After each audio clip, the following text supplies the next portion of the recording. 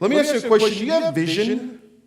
When it comes to 2015, do you have vision? Let me explain. Do you have vision for your city? Wherever it is that you stay, wherever it is that you call home, do you have vision for your city? Let me ask you a question this morning. Do you have vision for your workplace? Obviously, God has allowed you to be in that particular setting for a specific reason. Amongst those specific people, do you have vision for your workplace? Those of you that are still in school or going to college, do you have vision for your school?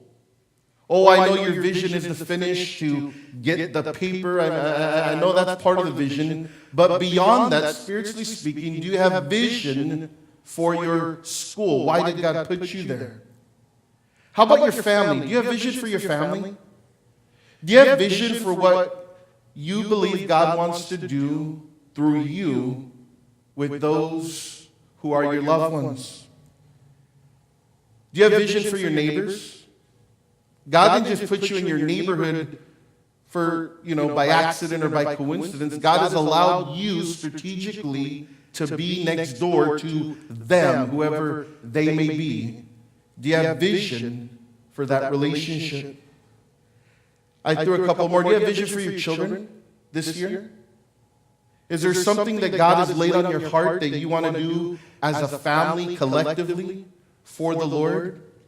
What's your vision for your children, for your family this year?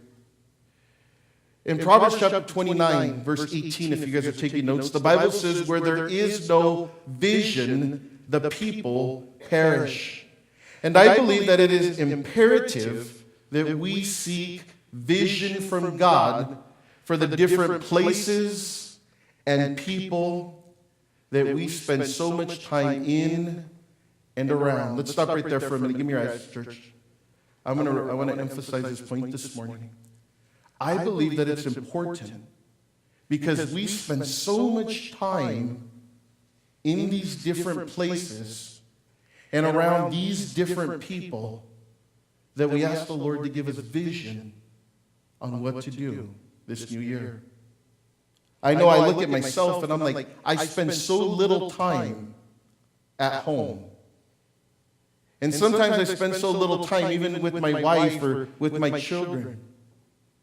And God has allowed us to be in these different places amongst these different people. And it'd be a sad thing if another year passes and we just let the time slip away.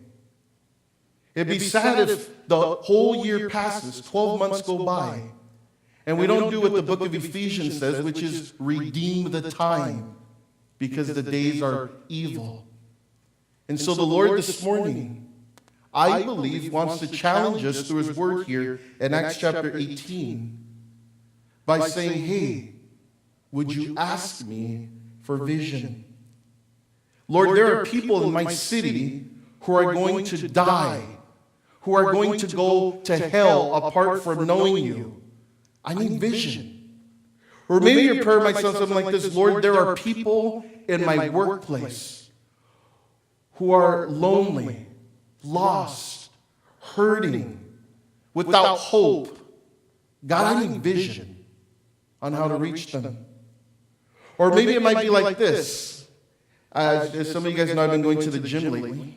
Okay, and so I've been going to the gym, and I don't know why, but when you go to the gym, there's all these personal trainers, right? And they're all trying to get you, and they're all trying to, did you accomplish your weight goals this year, or do you need any help? And they're all kind of hovering around like vultures, trying to get you to sign up with them. And so there's this one guy that I've kind of noticed, and for some reason the Lord gave me a heart for him. And so I saw him yesterday, and he stopped me again. He said, I went to go weigh myself, and he's like, how's that scale treating you? I'm like, not too well. And he's like, well, I can help you with that. And so I was like, okay. And so I got home, and I'm like, Christina, I'm signed up with this guy. And she's like, oh, good. And I'm like, she's like, I want to see you skinny. But she's like, no, but she's like, maybe you can minister to him. Obviously, God isn't going to just put you there to lose weight. But as a believer, as a Christian, you need to look at it as an opportunity to reach this guy, to minister to this guy. And so I was sitting there yesterday and I was thinking about, like, Lord, I'm going to work out with this guy. And he told me, our appointment's Thursday, so pray for me. I'm going to take my inhaler with me. And he said, I'm going to work you hard, so come. And I was like, Lord, I not only want you to prepare me physically, but more importantly, I want you to prepare me spiritually. Because, Lord, I need a vision. Because I'm determined to spend a lot of time in this place with this guy. And so I don't want it to just be about physical things. I don't want it to just be about, okay, Randolph's a fat boy and he's lose a little bit of weight in the new year. No. It has to be, God, I'm going to spend some time there, so I want you to give me vision on what to do with this trainer. Or how about this one? Some of you guys might relate with this one. I go to the grocery store. I'm one of those that I don't buy everything all at once. Some of you guys go to Costco, and I applaud you. It's like one time, once a month, good job. But I'm the kind of guy, I like my stuff fresh. And so I go at least 3-4 times a week to Pavilions. And so I'm just crazy like that. I like to, it's just whatever I feel like that day. And so I go to the store, buy the stuff. But there's one of the clerks. She always ringing our groceries up. And she's she's friendly. And, I'm a familiar face, and she's a familiar face, and she knows Christina. And I noticed a couple weeks ago, I walked into Pavilions, and she had a hat on. I'm like, there's something different about her. And so when I got in her line, I noticed that underneath her ball cap, her hair was gone. And so as I was standing there in line, looking at this woman that I've seen probably, about 100 times now, I'm like, Lord, I need a vision. Because obviously there's something going on in her life. There's obviously some pain, some sickness, some weakness going on in her life. And God, I don't want to simply just pass through her line week after week, day after day, without you somehow giving me an opportunity to share you with this woman. You see, this year I pray that those are the sort of things that we all of a sudden would begin to open our eyes to. I pray that those are the sort of things this year that we wouldn't just simply go about our day, go about our week, our month, our year, and we're so focused on getting in and getting out, clocking in and clocking out, taking the test and getting the grade and getting the paper and getting out of there, that we miss opportunities to minister to people. And so obviously, the title of our message this morning is, I need vision. God, you allow me to be in certain places with certain people, and I need vision on what you want me to do this new year. But to keep everything in context, we're going to begin in verse 1 this morning here in chapter 18, and then we'll go from there. So would you guys go with me over to verse 1? It says, after these things, Paul departed from Athens and went to Corinth. As some of you guys may know, we already went into in-depth this verse 1 last Sunday morning. And we took a look at how wicked, how perverse, how sexually driven the city of Corinth was. It was a city that was given over to its goddess, the fertility goddess. It was a city that was given over to pleasure and whatever you want, you can have sort of mentality. And so we don't need to get into it, but there's one thing I want to draw out from verse 1 before we move on from it, is I want you guys to notice that Paul moves from one crazy city we talked about last week, Athens, into another crazy city by the name of Corinth. And what the Lord really ministered to my heart was this. Paul wasn't afraid to plant churches in difficult cities. Sometimes when we were praying about where to start a church, my wife and I we knew that the Lord was calling us somewhere. He was calling us out of the church we were at, and he was calling us to a new work. but we didn't know where, what it would look like, what the place would be, what the city was. And I'll be honest with you guys, there was this temptation to go where it would be easy. And so you're looking at the map and you're like, okay, Lord, and you're thinking about, okay, where would I work? As if it had something to do with me, right?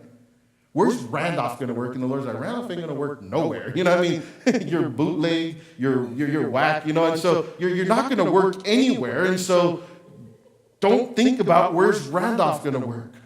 You know, where's it going to be easy? It's not going to be easy anywhere.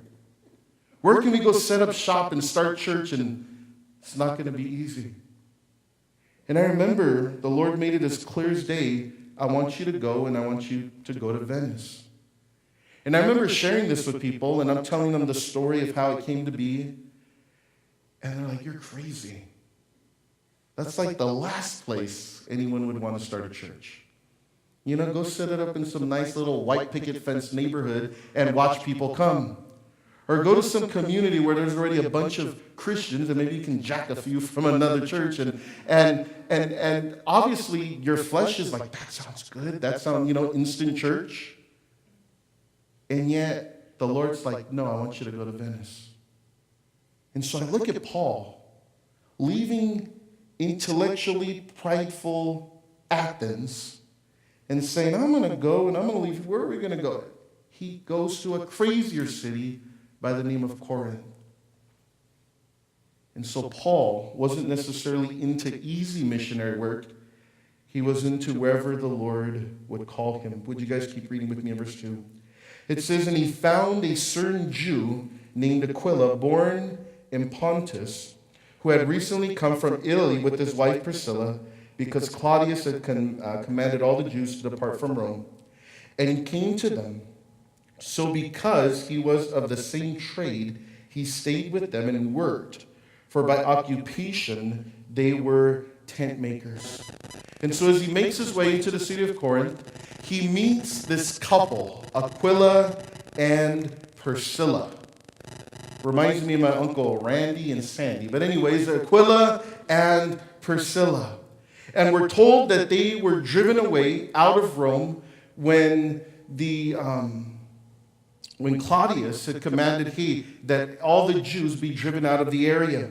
And so here they are, they're in Corinth. Most likely, most commentators believe that Aquila and Priscilla were already saved. They already knew Jesus prior to meeting Paul. But there's also the possibility that this couple didn't know the Lord. They meet Paul and they instantly come to know the Lord. Either way, all we know is this couple becomes on board with Jesus. And we're told in verse 3 that this guy, Aquila, had the same trade, the same occupation as Paul. It says at the end of verse 3, for by occupation they were tent makers. If you have your pens, pencils, highlighters this morning, in verse 3, would you guys underline that phrase? They were tent makers. And we're going to stop right there for a minute. So Paul makes his way into Corinth. There's a couple there. They have the same trade. And so obviously somehow there's this connection made to where Paul begins to stay with them. It reminds me, one of our closest friends is in the airline business, and she couldn't work out of LA for a while, and so she got stationed in Fresno. And as she got stationed in Fresno, she kept her home in LA, but she obviously spent a lot of time in Fresno, and so she got what was called a crash pad. Charles came running in when I said Fresno, look at him. But anyways, he's from this little tiny middle of nowhere called Lemoore. But anyways, right outside of Fresno. But I remember she would always go, and there was these homes where people that were all in the airline industry, they would keep their regular home, and they would come and they would crash out, in a sense, in that city. And so there they are. They're of the same trade. They stay together because of an occupation. What's interesting is we're told that they were tent makers. If you guys are taking notes, the word tent maker here, it literally means one who works with leather. And so they're not out there. They don't work for a party supply store. You know, Paul's over here doing parties on the weekends, setting up canopies. No, it's not like that. They're tent makers. They worked with leather. And so they had this common bond, this common unity beyond, okay, we both know the Lord. It's like we know the Lord and we share the same occupation. The reason I had you guys underline that word tent maker here is because this is how Paul provided for himself. You see, Paul's heart, his calling, was as an evangelist, an apostle. He was called to go by the Lord as a sent one. That's what the word apostle means. And he goes and he travels. And if you guys have been with us through the book of Acts, he went to this city and he made his way here. And we've been watching as Paul went from city to city with the team on his missionary journey. But obviously, going city to city, being a missionary, an evangelist, someone called into ministry, it's not as if, hey, everything gets taken care of. You know, it's not as if, you know what, I'm just going to go from home to home and eat people's food and the Lord somehow is going to, I mean, literally, you have to provide for your family. And so for us, one of the biggest things when we stepped out of being full-time on staff at church, the biggest thing was, who does this with 4 kids? You know, I mean, I was there for 10 years working on staff as one of the pastors. And then the Lord's like, I want you to go to Venice. I'm like, you know what? That's for single people. You know, that's for people who ain't got to provide for a wife and 4 kids. And I remember the Lord's like, are you really going to disobey me over a paycheck? And I remember it so clear. I was at a retreat, and I'm battling with the Lord. And everything in me is like, I know exactly where my money's going to come from every week. In fact, I have direct deposit. You know, it just comes right in, and I can't do this. And we have our nice, comfortable home. And you want me to go where? And the Lord's like, are you really going to disobey me over a paycheck? And I'll be honest with you guys, what I was so terrified of was the word tent making. Because for 10 years, I was able to be provided for. My family was able to be provided for by the ministry, by people giving to the Lord. And I knew that if we came out here, it wasn't going to be like that. We was going to have to get a regular job. And that's what Paul is saying here. He's like, we're tent makers. And for Paul, tent making was his profession, his occupation. But in the regular world now, when a pastor goes and has a church and he has to have a regular job, or when a missionary goes somewhere and feels called to do something, but financially doesn't provide for him, in the modern language, we call it tent making. And what Paul had going for him was that there was something he had to trade. And so I think it's good. I'm going to say something real quick. Some of you guys might feel called to ministry. Some of you guys might have this huge, grand vision of how God's going to use your life. And I've seen this in the church where people have no skills. They're not good at anything. And so they show up to church one day, I'm called, can you hire me? Well, what are you good at? Nothing. What skills have you developed? Nothing. My skill is reading the Bible, okay? Well, how's that going to pay? I don't know, but I'm just called. And people show up, and they just want the church to hire them because I'm called, man. I'm called, bro. Okay, well, what are you going to do practically? And so in the Jewish culture, fathers made sure, especially if their sons were going to go and be rabbis or if they were going to go and minister in the synagogue, the fathers made sure that their sons had a trade, had an occupation. Because they didn't want, hey, I'm going to go into the synagogue and somehow God's just going to magically provide a money tree for me through that. And so in the Jewish culture, the dads had a saying. Let me say it to you. They said this, if you don't teach them a trade, speaking of their sons, then you're teaching them to steal. You see, in that culture, you only had 2 options. You work hard or you steal. I mean, that's where provision came from. And so the Jewish mentality was, hey, I know my boy might feel called to the ministry, but we're going to give him a trade. And so Paul, his dad, obviously would have gave him a trade, taught him an occupation, and for him, his occupation was tent making. Before we go any further, though, I want to hit a little bit harder on this topic of tent making and someone, let's say in the ministry, receiving financial support for the ministry as opposed to financially supporting themselves.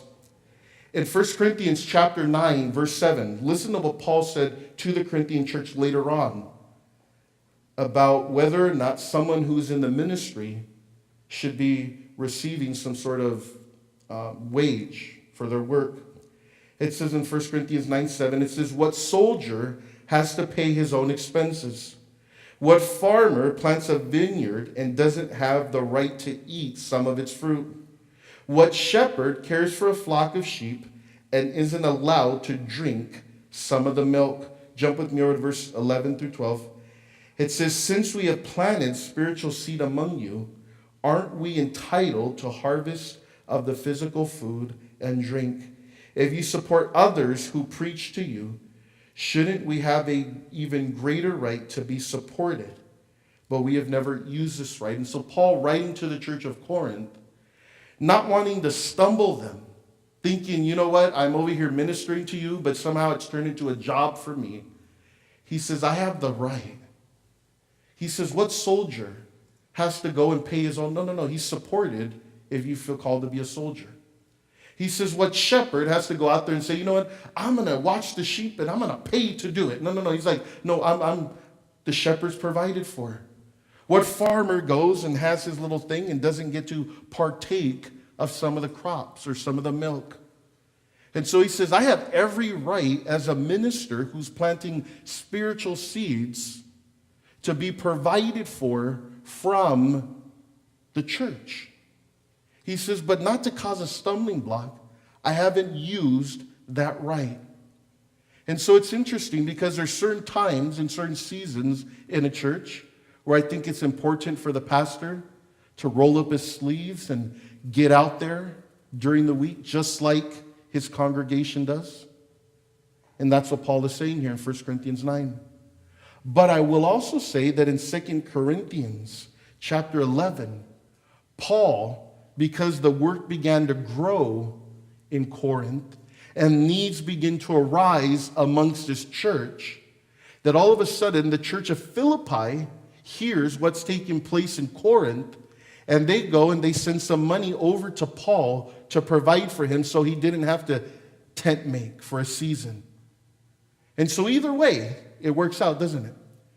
There's moments that a church says, you know what, we can't financially support the pastor or the minister. Pastor got to get a job. That's fine.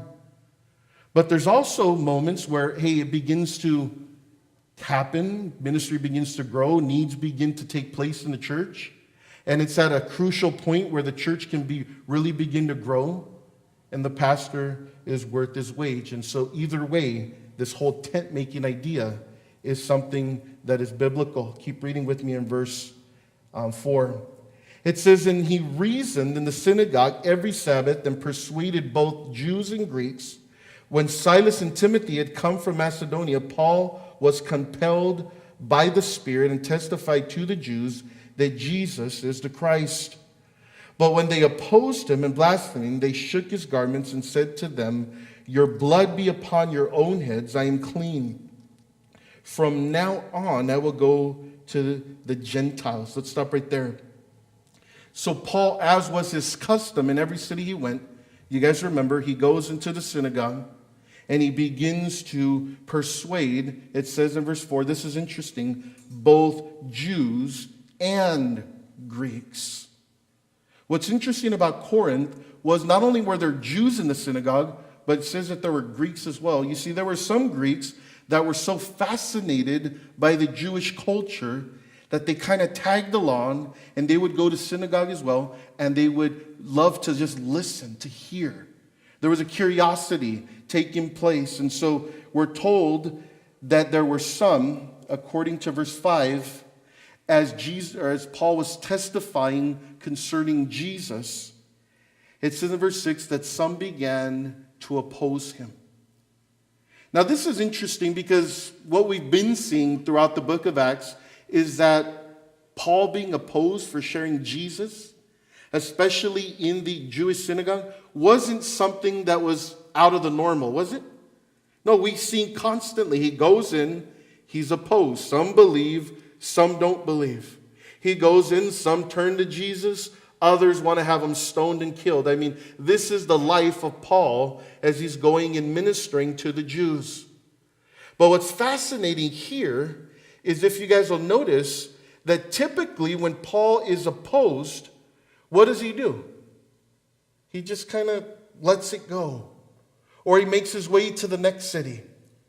But he does something in verse 6 that I don't want you guys to miss. Go back with me to verse 6. That just really caught my attention. It says, but when they opposed him and blasphemed. So obviously, real quick, let's connect some dots right here. They opposed him and they blasphemed the message. Well, obviously, you guys remember Jesus.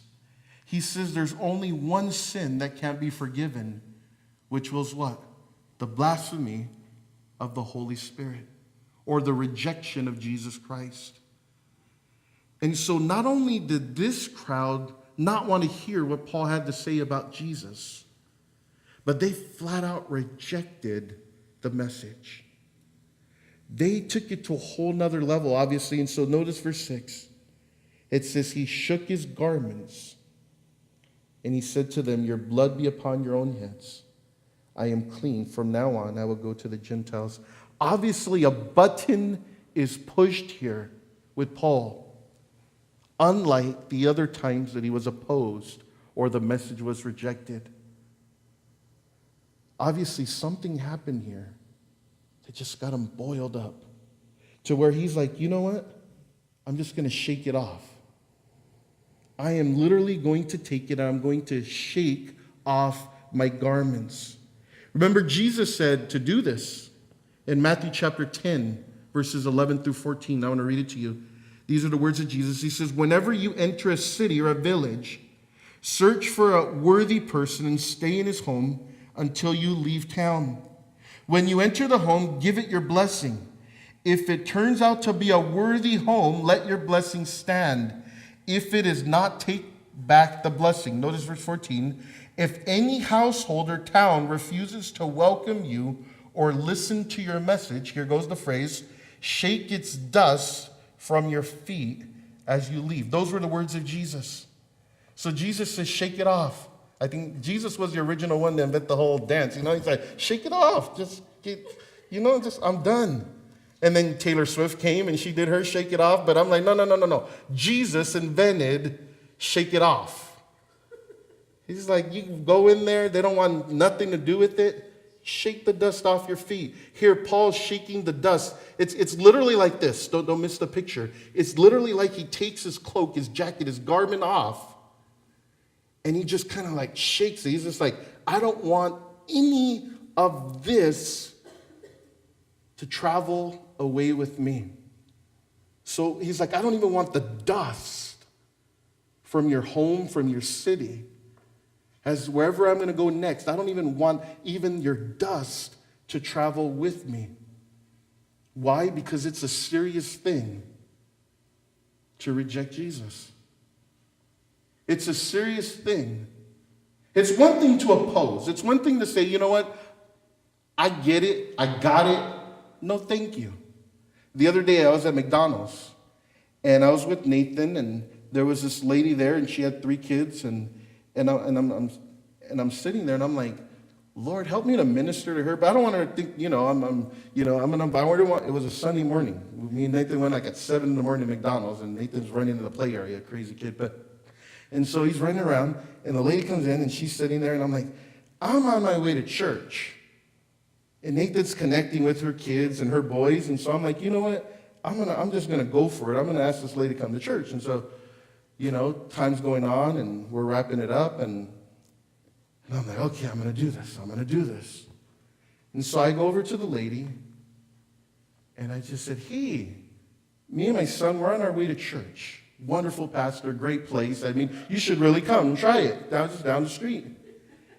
And so she's like, oh, really? I go, yeah, it's over at Oakwood Park over here in Venice. And she's like, oh, that sounds really interesting. I said, oh, do you want me to go to my car and grab you a flyer? I can bring one and maybe your boys can come. And she's like, no, thank you. You can keep your flyer. And I was like, oh. But it was kind of borderline, though. You know, it was kind of rude, but it was polite at the same time, if that's possible. I mean, and so part of me, I was going to shake the hash browns off, you know, in front of her. Like, you know, I was just going to start smacking stuff. Like, but I was like, oh, okay, well, bye. You know, I didn't know what else to say. I was going to say, God bless you, but then obviously she didn't want that. I was going to say, see you there, but then she didn't let me give her a flyer. So, I mean, I was just like, bye. You know, I was like, I don't know. And so that's what it's like, though. He's like, man, when you go somewhere and they reject it, it's like, okay. But man, when you blaspheme, that's a whole nother level of opposition or rejection. It's not only no thank you, but it's like no thank you, I hate you, I don't want nothing to do with you, I hope you die on your way to church this morning. I mean, it's just like, that's the level of what we're talking about here. It's like a whole nother level. And so whatever took place in the synagogue on that day, it was extreme. And so Paul's like, I'm going to shake it off. It's to the point where I'm done with you. But this is interesting. I want you guys to notice this real quick. Keep reading with me in verse 7. It says, and he departed from there and entered the house of a certain man named Justus, one who worshiped God, whose house was next door to the synagogue. It's interesting right there in verse 7, that whole phraseology there in the Greek. It literally means that this man's house shared a common wall with the synagogue. So Paul's like, peace. And he literally goes on the other side of the wall and he goes to this man's house, Justus. And, you know, he's one who worshiped God. Verse 8, it says, then Crispus, or not Crispus, he's from Venice, you know, but no. Then Crispus, the ruler of the synagogue, believed on the Lord with all his household. And many of the Corinthians hearing believed and were baptized. This is interesting. In the midst, don't miss this, give me a minute, church. In the midst of this rejection, in the midst of Paul shaking it off and saying, I'm done, almost literally, I wash my hands of you. We're told in verse 8 that the leader of the synagogue winds up giving his life to the Lord. Somehow, in the midst of this crazy situation, the one who ruled this place, he winds up turning to Jesus. And so I look and I'm like, okay, Lord, there obviously was a plan in there. This guy, real quick, I think this is kind of interesting. Crispus, this guy, you guys remember in 1 Corinthians chapter 1, where there was that whole division that was taking place about some are of Paul, some of are of Apollos, and Paul all of a sudden says, you know what, is Christ divided? You know, I'm thankful that I didn't really baptize any of you because I didn't want you guys claiming me. I want you guys claiming Jesus. But he said there were a couple people that I baptized. In 1 Corinthians 1:14, he says, hey, this guy Crispus, he was one of the ones who was baptized by Paul. Kind of interesting. Verse 9. Now we look at the vision. It says, now the Lord spoke to Paul in the night by a vision. Do not be afraid, but speak, and do not keep silent, for I am with you, and no one will attack you to hurt you. For I have many people in this city. If you have your pens, pencils, highlighters, in verse 10, would you guys underline that phrase? For I have many people in this city. And he continued there 1 year and 6 months, teaching the word of God among them. Capture the image with me for a minute, church. Paul wants to shake himself off of this city, from these people. He wants, in a sense, to almost be done. You guys want nothing to do with the message of Jesus Christ? I'm out of here. And we're told that all of a sudden the Lord spoke in verse 9 to Paul at night by a vision. And the Lord's like, wait, Paul, stop. You see, you want to leave, but I want you to stay. You want to move on, but I see vision. He says, you want to just move on to the next town, to the next thing, to something new. But yet, I'm going to leave you here. And we notice it there in verse 11. I'm going to leave you here in the place that you wanted to get out of so quickly for a year and a half. And what's interesting here is Paul winds up staying in Corinth for a year and a half, which was the longest period of time that he stayed in any city. The city that he wanted to bounce from, the city that he was like, I'm done with, the city that he's like, I can't stand these people. He winds up staying there the longest amount of time. And what really caught my attention, give me your eyes for a minute, is we all have our Corinth, don't we? That place, that city, those people that we just want to wash our hands of, where we're just like, I'm done, no more, no mas, I'm out of here, I can't stand them, they're rude, I'm tired, I'm burnt out. Give me something new, you might say. Give me a new workplace. I'm just burnt out on the boss. I'm burnt out on the people. I'm burnt out on my position. I'm burnt out on my pay. You know, I'm just like, I'm done. I'm out. Some of you guys might live in a community where you're like, man, you got your house broken into and the neighbor let his dog, go in your yard. And you're like, I'm done with this neighborhood. I'm just done with these people. I want to get a new community. Some of you might even be saying, I'm just done with this marriage. I'm done with these children. I'm done with my family. I know I reached that point a few million times with my siblings and my parents and everything else where you're just like, fine, I'm done. And yet the Lord's like, you know what? You're going to stay there. You're going to stick it out. You're going to remain committed to it. And you're going to keep going. You're going to press on. You're going to be faithful. In your workplace, you are going to be number one. Maybe not number one positionally, but you are going to be number one that the boss can look to. In your neighborhood, when something happens, you are going to be the home that people come to. It was interesting. We had these neighbors. They live down the street from us, and they're looking for a new church. They came here twice. They never came back. That's what I want to do. But I'll tell you guys, every time something happens or every time the wife goes through something, she comes in our living room. Yeah, we're still searching for a new church, but can you guys pray for me? I'm like,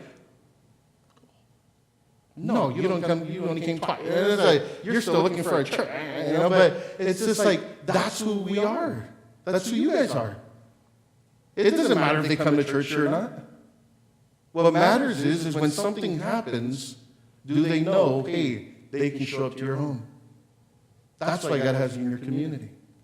Even though you've given that flyer and even though you gave the invitation and they haven't shown up and they haven't come, because when something happens, they're going to turn to you. I mentioned to you guys a couple months ago, my family got drunk on a party bus. All my siblings, all 7 of them, they threw a big old birthday party and they rented a party bus and they went out and they went like to different casinos and got drunk and I didn't get the call. No invitation? What's up with that? I wouldn't have gone, but I at least wanted to reject you, And so I'm like, man. And so they go and I'll tell you guys, I don't get that call. But afterwards, when people get into a fight in the parking lot on the party bus and people are getting jumped, it just turned into this great thing. Guess who they call? Hey, man, we need you to come by, because things got kind of out of hand. And I'm like, yeah, now you call. But that's the thing. That's what it's like with the family, right? Just when you're ready to wash your hands of them, but you're there because they're going to call.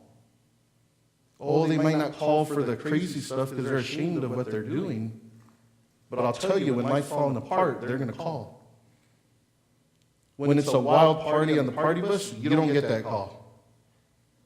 But I'll tell you, when they're hurting, when somebody just lost a job, when somebody's so-so died and there's a funeral coming and people are heartbroken, you're going to get the call. And so the Lord is like, no, Paul, do not wash your hands of them. Do not shake yourself off from them. And I think it's important for us to, in context, go back to verse 9. So the Lord spoke to Paul in the night by a vision. I'm going to give you, not only am I going to leave you there, I'm going to give you vision for where I leave you. And these were the words of Jesus. Notice, it says, do not be afraid, but speak, and do not keep silent. For I am with you, and no one will attack you to hurt you, for I have many people in this city. I mean, I think this needs to be our verse for the year, right? I mean, this needs to be what we just make our passion, our declaration, that the Lord has given us a vision as a church, that the Lord has given us a vision as individuals, and he says, this is my vision for you, that you do not be afraid, that you would speak and not be silent. And I want to remind you that when you do open your mouth, I'm with you. And he says, and no one will attack you to hurt you. But I love the end of verse 10. And I think this is just going to get us this morning. It says, for I have many people in the city. You know what he's saying here? He's saying there's a whole lot of people where you're at. He's not saying Christians. This is not a Waldo search to go find the Christians in your city, okay? Where are you? I'm going to go look for them. No. This is what he's saying. Don't miss it. He's saying where you're at, where you're positioned, where you're stationed, where you're called, there are many people there who do not know the Lord yet. But if you open your mouth, they just might give their life to the Lord. Because you might say, I'm just done. No one wants to listen. And God's like, there are more people in the city. You just got the crazy ones. You just got the ones that don't want me. But there are some people out there that if you do not stay silent and you open your mouth, they'll accept it. And I got to be honest with you, it's been a couple years now that we've been here. And man, this has been a slow thing, a slow process, this church. You know, I thought we were going to come, and, I'm like, my wife likes to talk to people, and so, she's what I call a professional yapper, I mean, she's good at using her mouth and her voice, and she goes, and so I'm like, Christina, I'm just going to, give her a cup of coffee, send her on the street, and our church is going to be packed, just instantly. And it's been hard. It's been slow. And I'm not going to lie, because it's, there's that party that's like, did we make a mistake? Should we have come? Should we go back?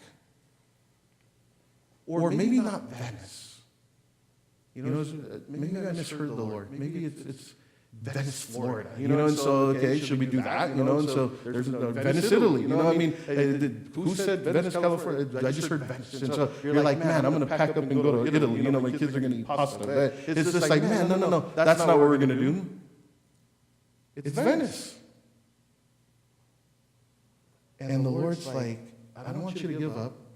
I don't want you to shake your garment, dust off your sandals. I want you to be faithful to Venice. And I'll be honest with you, at the end of last year, I was praying, and I was like, Lord, are you sure? Because this has been a slow process.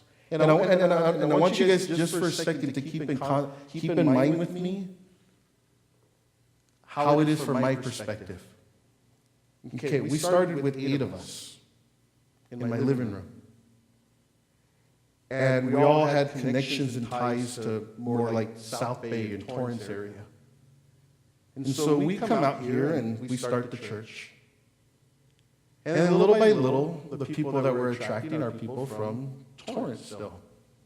And so our church starts to build up from people from Torrance.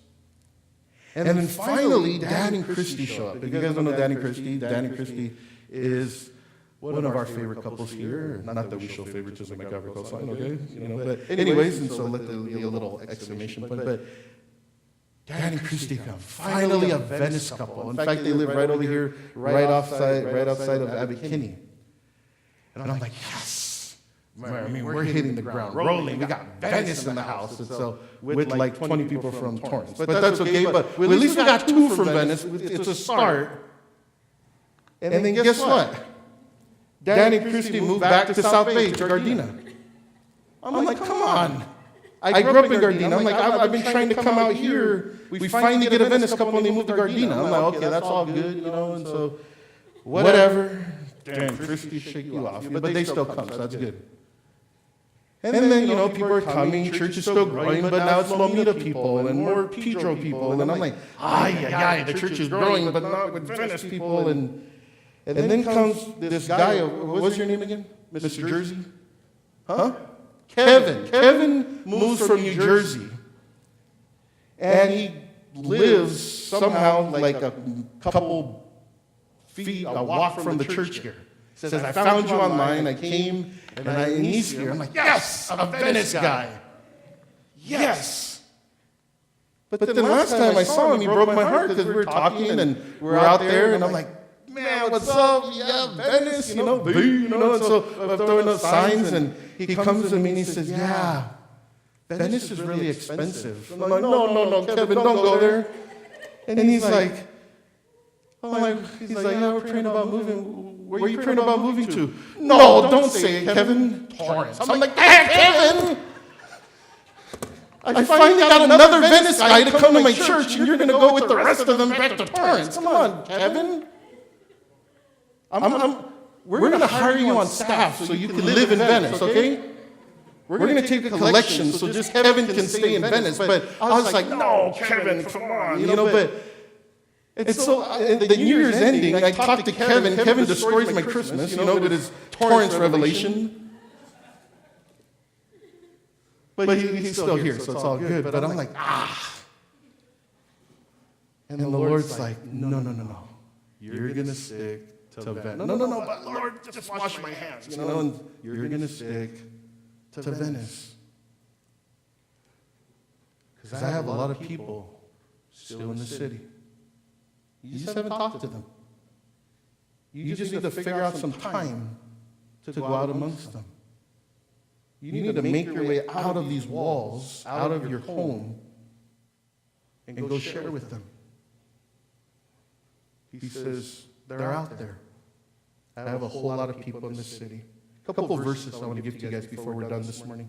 Romans chapter 1, verses 14 and 15. Another great passage. Paul says, concerning sharing the gospel, he says, I am a debtor. He says, for I have a great sense of obligation to people in both the civilized world and the rest of the world, to the educated and uneducated alike. So I'm eager to come to you in Rome too, to preach the good news. This is what he's saying. He says, I'm a debtor. I owe my life to the gospel. I'm a debtor to it. Because it's the message that is shared, that has changed my life. And so I'm committed to it. I'm in debt to it.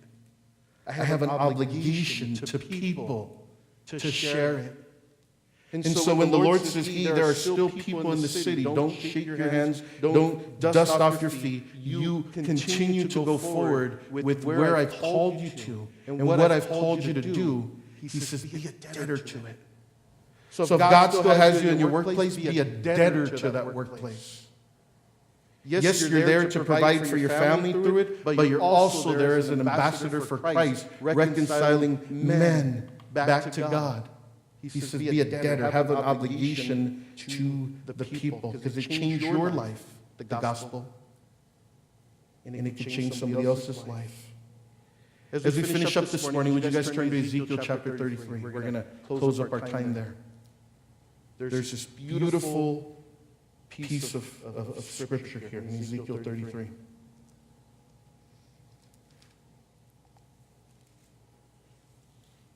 Most of you probably already know the story, but just to kind of give you guys a little bit of background, Ezekiel, you guys might remember, has been called the watchman of Israel.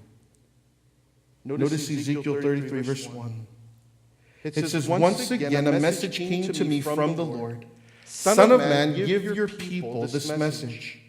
When I bring an army against the country, the people of the land choose one of their own to be a watchman. When the watchman sees the enemy coming, he sounds the alarm to warn the people. Then if those who hear the alarm refuse to take action, it is their own fault if they die. They heard the alarm but ignored it, so the responsibility is theirs. If they had listened to the warning, they could have saved their lives. But if the watchman, you and me, sees the enemy coming and does not sound the alarm to warn the people, if we don't share the gospel, if we don't share Christ with people, we are responsible. He is responsible for their captivity. They will die in their sins, but I will hold the watchmen responsible for their deaths. Verse 7, now son of man, I am making you a watchman for the people of Israel. Therefore listen to what I say and warn them for me. Verse 7 again. And I want you guys to fill in the blank here this morning. He's saying, now Deshaun, now Matthew, now Robert, now Edie, now Angie, now Randolph. He says, I'm making you a watchman for the people of your workplace, for the woman, the clerk at the grocery store, for the trainer at the gym, for your neighbor down the street, for that guy next to you in class, for your crazy brother and your insane mother. He says, for your kids, for your landlord, for others here in the church body who are going in the wrong direction. He says, I made you a watchman for the people. He says, warn them. Warn them. You guys can close your Bibles. We're done this morning. I pray that you wouldn't walk out of here this morning. Give me your eyes. I pray that you wouldn't walk out of here without vision from the Lord this morning. That He has called each and every one of us as watchmen to the different places and the different people that He has set us before. And I pray that when you go places this week, that you will not be able to shake that word, that phrase from before you, watchman. I pray that when you're around people this week, that you'll be like, you know what? I'm a watchman.